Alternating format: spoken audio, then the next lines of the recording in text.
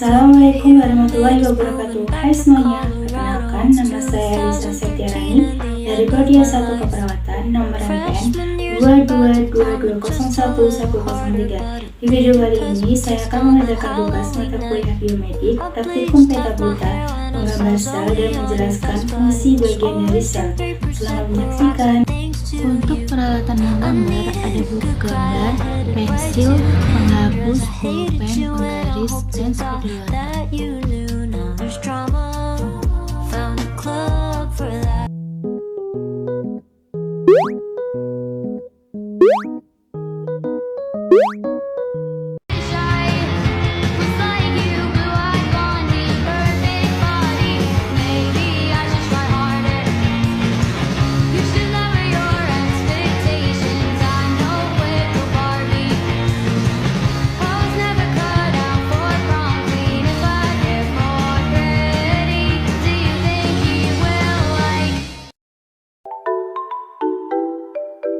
Berikut video penjelasan untuk fungsi bagian dari sel.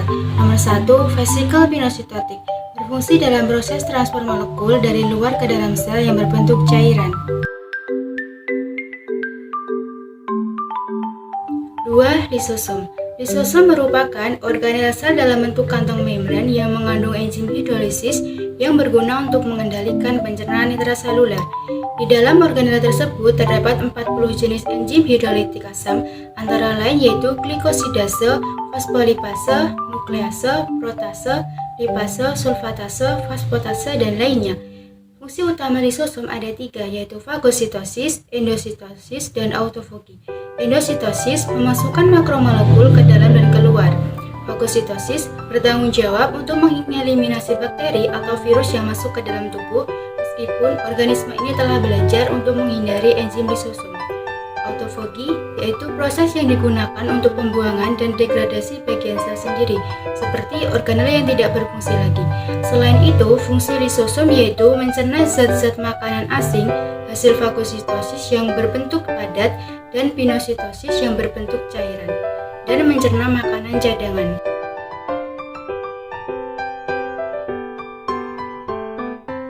3. Vesikel Golgi. Vesikel Golgi merupakan salah satu organel yang terdapat pada sel makhluk hidup yang terdiri dari cairan tertutup oleh membran lipid bilayer. Fungsi vesikel Golgi adalah sebagai transportasi yang mengatur protein dan lemak dari retikulum endoplasma ke badan Golgi.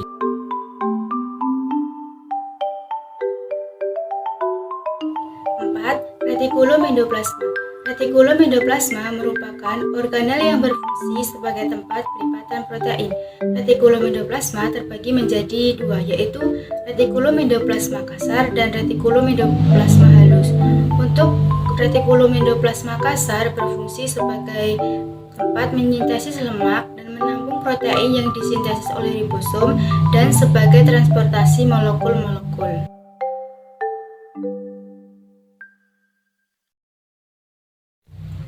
Dan untuk nomor 5 yaitu retikulum endoplasma halus, berfungsi sebagai menyintesis lemak, kolesterol, dan transportasi molekul-molekul dan menetralkan racun.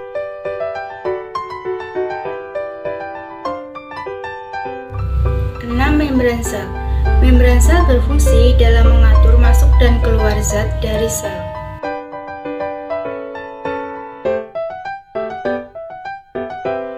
7. Mitokondria.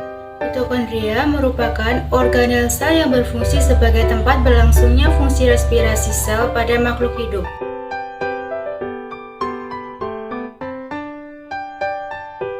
8. Aparatus Golgi. Badan Golgi atau aparatus Golgi yaitu organel yang dikaitkan dengan fungsi ekskresi sel dan dapat ditemukan di semua sel eukariotik, dan terdapat fungsi ekskresi. Fungsi badan Golgi adalah membentuk vesikula atau kantong untuk ekskresi, membentuk membran plasma, selain itu membentuk lisosom dan memproses protein.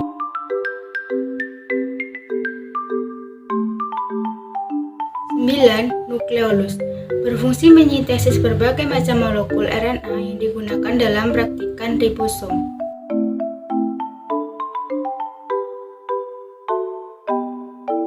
10. Nukleus. Nukleus atau inti sel adalah organel sel yang berfungsi mengatur seluruh kegiatan sel. Nukleus merupakan sel terbesar yang mengandung informasi genetik berupa DNA.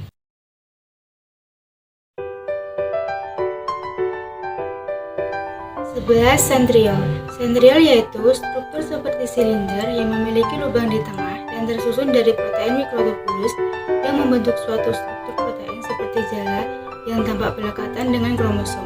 Selama pembelahan sel, sentriol berfungsi sebagai proses pembelahan sel dalam membentuk benang spindle dan berperan membentuk silia dan flagella.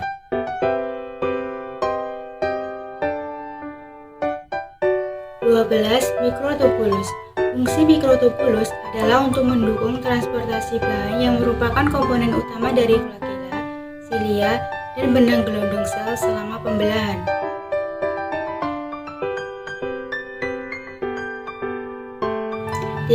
Sitoplasma. Sitoplasma merupakan cairan di dalam sel yang mengelilingi nukleus dan menjadi tempat untuk organel sel. Fungsi sitoplasma adalah sebagai tempat penyimpanan bahan kimia sel yang penting bagi metabolisme sel, seperti enzim-enzim, ion-ion, gula, lemak, dan protein.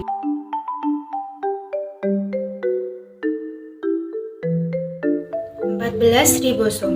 Ribosom merupakan organel yang berukuran kecil dan padat dalam sel dan berperan sebagai tempat sintesis. Fungsi ribosom yaitu untuk menghasilkan protein dan melangsungkan sintesis protein.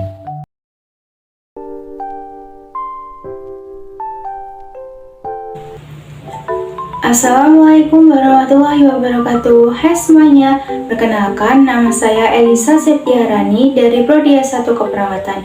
Nomor NPN 222201103. Di video kali ini saya akan membuat video sistem pencernaan dan menjelaskan fungsi bagian masing-masing sistem pencernaan.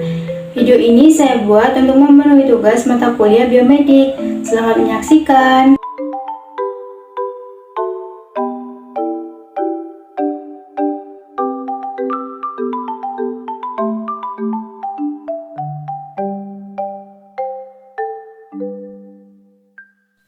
Gambar nomor 1 adalah kelenjar parotis.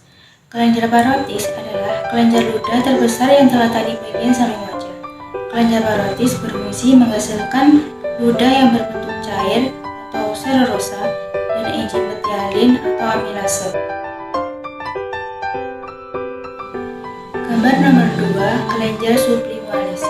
Kelenjar sublingualis adalah kelenjar terkecil pada kelenjar ludah utama yang letaknya berada di dasar mulut dan di bawah kedua sisi lidah. Fungsi kelenjar sublingualis adalah untuk menghasilkan ludah yang mengandung air dan lendir atau serum mukosa. Gambar nomor 3, kelenjar submandibularis. Kelenjar submandibularis yaitu kelenjar yang terdapat di bawah tulang paha. Secara umum, fungsi utama dari kelenjar ini adalah menghasilkan air liur paling banyak sekitar 70%. Air liur yang dihasilkan pada kelenjar ini mengandung protein yang menghambat pertumbuhan bakteri sehingga mencegah terjadinya infeksi. Gambar nomor 4, faring. Faring adalah rongga yang menghubungkan rongga mulut dengan kerongkongan atau esofagus. Fungsi utama faring adalah sebagai saluran alat pencernaan yang membawa makanan dari rongga mulut hingga ke esofagus. Gambar nomor 5 yaitu trakea. Trakea atau batang kerongkongan adalah sebuah tabung udara yang memiliki ukuran yang besar dan mengarah dari kotak suara atau laring sampai ke bronkus atau saluran udara ke paru-paru. Meskipun trakea adalah salah satu organ yang ada pada sistem pernafasan, trakea juga berfungsi dalam membantu sistem pencernaan.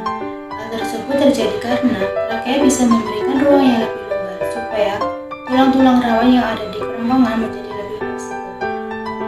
Tersebut pada akhirnya membuat proses menerima makanan menjadi semakin mudah sehingga membantu jalannya sistem pencernaan menjadi lebih lancar. Gambar nomor 6 yaitu esofagus. Esofagus merupakan bagian dari saluran pencernaan. Bentuknya berupa saluran yang menghubungkan kerongkongan dengan lambung. Fungsinya antara lain yaitu untuk menelan makanan, mencegah benda asing masuk ke perut, menghasilkan gerak peristaltik dan mencegah laju cairan ke perut. Gambar nomor 7 yaitu lambung. Lambung adalah organ berotot yang ada di bagian kiri atas perut, di antara kerongkongan dan usus kecil. Fungsi lambung yaitu sebagai tempat menyimpan dan mencerna makanan baik secara mekanik maupun kimiawi. Pencernaan secara mekanik di lambung dilakukan dengan bantuan otot-otot lambung melalui gerakan peristaltik. Gambar nomor 8 yaitu diafragma. Diafragma adalah sekat rongga badan yang membatasi rongga dada dan rongga perut. Fungsi diafragma yaitu membantu proses pernapasan, mengatur keluar dan masuknya udara dalam tubuh melalui reaksi kontraksi dan relaksasi. Selain itu, diafragma mencegah asam lambung masuk ke esofagus dan kerongkongan. Gambar nomor 9 yaitu spleen atau limfa. Spleen atau limfa yaitu organ besar mirip kelenjar yang terletak di bagian kiri atas rongga abdomen, di sebelah lateral ujung vas, kardiaka, gastrika, yang berfungsi untuk menghasilkan cairan yang membantu pencernaan dan membersihkan darah. Gambar nomor 10 yaitu liver atau hati. Liver atau hati yaitu terletak di bagian kanan atas rongga perut, tepatnya di bawah diafragma dan sisi kanan lambung.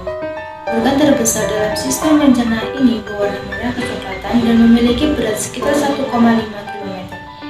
Fungsi liver yaitu menghasilkan cairan empedu, mengolah zat kimia yang dikonsumsi, menyimpan cadangan energi, membersihkan darah, merombak sel darah merah yang sudah tua, dan mengatur berbagai mekanisme pada darah.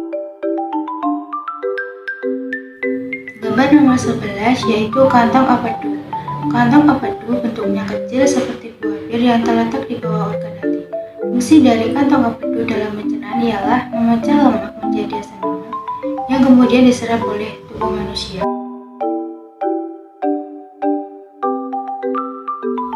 Gambar nomor 12 yaitu duodenum atau usus 12 jari. Duodenum atau usus 12 jari adalah bagian terkecil dari usus halus yang merupakan pintu masuk makanan ke dalam usus. Fungsi dari duodenum atau usus 12 jari dalam sistem pencernaan antara lain menyerap nutrisi makanan, menjaga keseimbangan cairan, dan menetralkan makanan.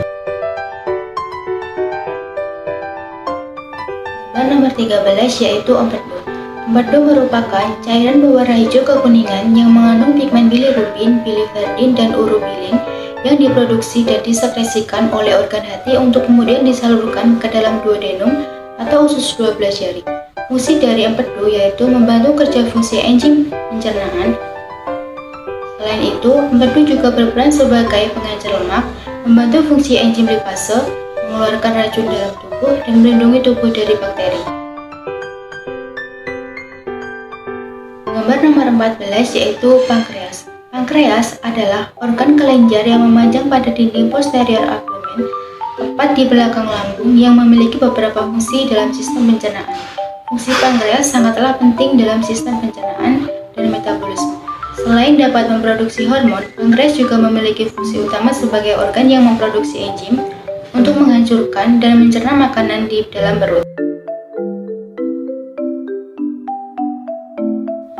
Gambar nomor 15 adalah usus besar. Usus besar merupakan bagian akhir dari saluran pencernaan. Hal itulah yang membuat usus besar memiliki peran penting dalam sistem pencernaan, yaitu mengeluarkan zat sisa dari makanan yang dicerna.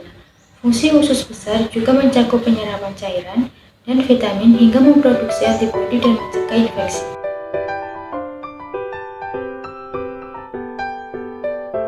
Gambar nomor 16 yaitu usus halus. Usus halus merupakan tempat sebagian besar proses pencernaan dan penyerapan nutrisi makanan yang terjadi dalam sistem pencernaan. Usus halus berfungsi untuk memecah dan menyerap nutrisi dari makanan maupun minuman yang dikonsumsi. Nutrisi ini nantinya digunakan untuk pembentukan dan perbaikan sel serta pemeliharaan jaringan tubuh.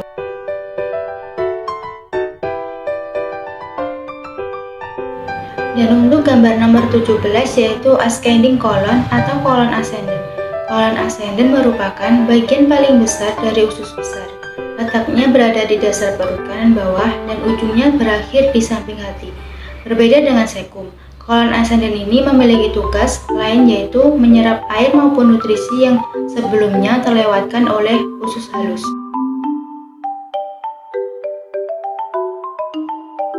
Selanjutnya, untuk gambar nomor 18 yaitu cecum. Cecum adalah bagian usus besar berbentuk seperti kantong yang menghubungkan bagian akhir usus kecil atau ileum dengan usus besar. Fungsi dari cecum yaitu menyerap cairan dan garam yang sudah diolah sebelumnya pada bagian pencernaan usus.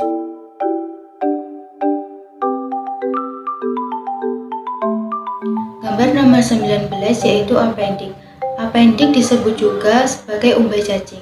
Appendix merupakan suatu organ berbentuk tabung panjangnya kira-kira 10 cm dengan diameter 0,5 sampai 1 cm dan berpangkal di cecum.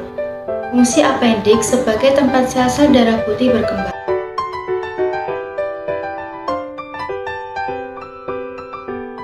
Gambar nomor 20 yaitu kolon descendens. Kolon descendens terletak di sisi kiri usus besar, memanjang dari lengkungan di limfa ke bagian kolon sigmoid. Kolon ini berfungsi menampung feses sementara sebelum diteruskan ke bagian rektum.